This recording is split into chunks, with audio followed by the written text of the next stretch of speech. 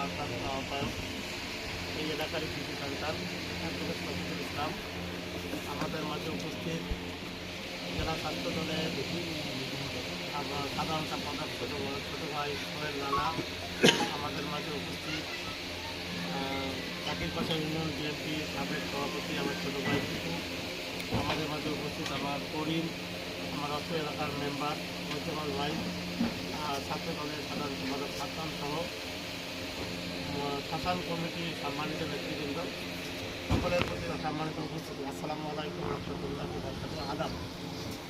আসলে আজকে আপনাদের সাথে আমার যে সম্পর্ক, বিশেষ করে দাদারা যে আমার সাথে সম্পর্ক, আমি মনে করি যে আপনারা অত্যন্ত আন্তরিকভাবে আমাকে ভালোবাসেন এবং আমাকে সেই ভালোবাসার প্রমাণও আপনারা দিয়েছেন। নির্বাচনে আপনারা দিয়েছেন, প্রমাণও দিয়েছেন। আপনারা যথেষ্ট আমাদের জন্য করছেন, অনেক পরিশ্রম করছেন, অনেক শ্রম দিয়েছেন, অনেকে অর্থনৈতিকভাবে টাকা পয়সাও নষ্ট করেছেন। যাই হোক, আমরা আসলে আমাদের কাঙ্ক্ষিত জায়গায় যেতে পারিনি। আসলে আমার যে এটা স্বপ্ন ছিল যে কুড়িগ্রাম জেলাকে আমার 2 আসনকে খুব সুন্দরভাবে সাজানোর মানে পরিকল্পনা করে, সে প্ল্যান করে আমি আসলে করতে পারতেছি। বিশেষ করে এখন এমন একটা অবস্থায় পড়ছি, মানে প্রচারণার মধ্যে এত মিথ্যা প্রচারণা করানো হয়। দেখা যাচ্ছে যে একটা উন্নয়নের ব্যাপারে আমি চেষ্টা করব, কিন্তু দেখা যাবে যে তৃণমূলে এমনভাবে ছড়ানো হয়, গভর্নমেন্ট বিএনপি সরকার বিএনপি, উন্নয়ন করবে বিএনপি, অথচ তৃণমূলের কিছু লোকজন এটাকে ভিন্ন খাতে মানে প্রচার করতে করে আজকে কাজগুলোকে আসলে মানে কাজগুলো করার মধ্যেও তারা একটা বিভিন্ন জায়গা সৃষ্টি করতেছে। এমনি একটি অবস্থায় আর আমি পড়ছি বিপদে। আপনাদের প্রত্যাশা আমার কাছে অনেক বেশি। এই আসার সময় বিদ্যালয় ইউনিয়ন থেকে আমাকে ঋণ দিল মন্দির কমিটি, যে দাদা দরখাস্ত দিয়েছে কী করবো, করতে পারবো না। আমার বছরের বরাদ্দ আছে একবার, আর মানে এডিপির টাকা আর হলো রাজস্ব খাতের টাকা একবার, আর একবার হলো স্পেশাল একটা বরাদ্দ হয়। এই হলো 2বার বরাদ্দ। সে টাকার পরিমাণ হলো সামান্য টাকা। একবার পাবো হয়তো 2,91,00,000 টাকা, সেটা যদি সারা জেলা ভাগ করেন মিনিমাম 5-7 হাজার দরখাস্ত করছে। আমি কী করবো? 200 দিতে পারবো 5-7 হাজার থেকে। তাহলে এই অবস্থা হলে আমি কীভাবে দাঁড়াবো আপনাদের সামনে? আমি নিজেই মানে খুব কষ্টের মধ্যে আছি। মানে এটা আমি মানুষকে বুঝাতে পারতেছি, আমি কষ্ট করে বলতে। যাই হোক, আমি আমার এই যে তালিকার যে আপনাদের এখানকার শ্মশানের তালিকা আমি পাঠাচ্ছি, মানে এটা আছে, কিন্তু আমি বেশি দিতে পারি নাই। আমি 1 লাখ টাকা দিচ্ছি। এটা ঢাকা থেকে অনুমোদন আসলে আপনারা চিঠি পাবেন, এটা পেয়ে যাবেন। এটা আমি আপনারা যখন কালকে আমি দেখলাম যে তালিকাটা আছে না নাই, তাহলে আপনাদের কী খবর?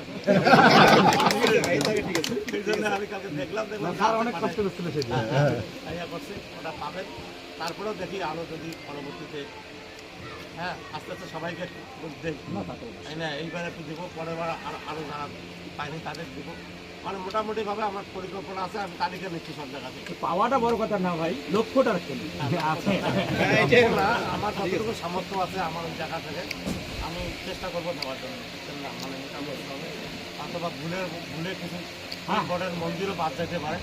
আমি ওদেরকে বলছি যে এ তালিকায় যেটা মানে গেছে, আর পরের বার যেটা করবো সেটা বাদ গেছে, ওটা আমার ওখানে অভাব থাকবে না। আর একটা বিষয় হলো যে আপনারা সবসময়, আমি আগে বলছি এখনও বলছি, আসলে আজকে আমার দেরি হলো কারণ বাড়িতেই বাড়াইছে। আপনাদের ওই যে মন্দিরে 16 তারিখ মনে হয় আছে জগন্নাথ দেবের আসছে, পাশাপাশি ওদের আমার জমি জমা ঝামেলা, মাটি কাটাটা নিয়ে ঝামেলা। যে ছেলেটা, ওই ছেলেটা আসলে কথা শুনতেছে। আমি আবার আজকে 4টার সময় বলতে গেলাম, ওদের সাথে কথা বলতে দেরি হয়েছে, আসতে রাস্তায় লোকজন ছিল, আসলে আমি সময় মতো আসতে পারিনি, দুঃখ প্রকাশ করছি। আর একটা বিষয় হলো যে আমি যেভাবে বলছি আমাকে আপনারা একদম মনে করবেন যে দাদা আমাদের সাথে আছে। আমি যতদিন আল্লাহ আমাকে সুস্থ রাখছে, আমি সবসময় আপনাদের পাশের থেকে আপনাদের সাথে থাকি। আমি আপনাদের যতটুকু সহযোগিতা করা দরকার আমি থাকবো। সেটা আপনারা কখনো ভাববেন না যে দাদা আপনাদের লোক মনে করিয়ে যে দাদার সাথে আমার সবসময় দাদাকে পাবো। এটা আমাদের দায়িত্ব, এটা আমাদের দায়িত্ব, আপনাদের পাশে থাকার দায়িত্ব। এটা আমরা ইনশাআল্লাহ পালন করবো। ছবিগুলো তো আছে, নেতৃবৃন্দ আছে, আমাদের যারা স্থানীয় নেতৃবৃন্দ আছে, অবশ্যই অসুবিধা নাই। আর আপনারা যে আজকে আমাকে এখানে আমন্ত্রণ করছেন, এই জন্য ধন্যবাদ।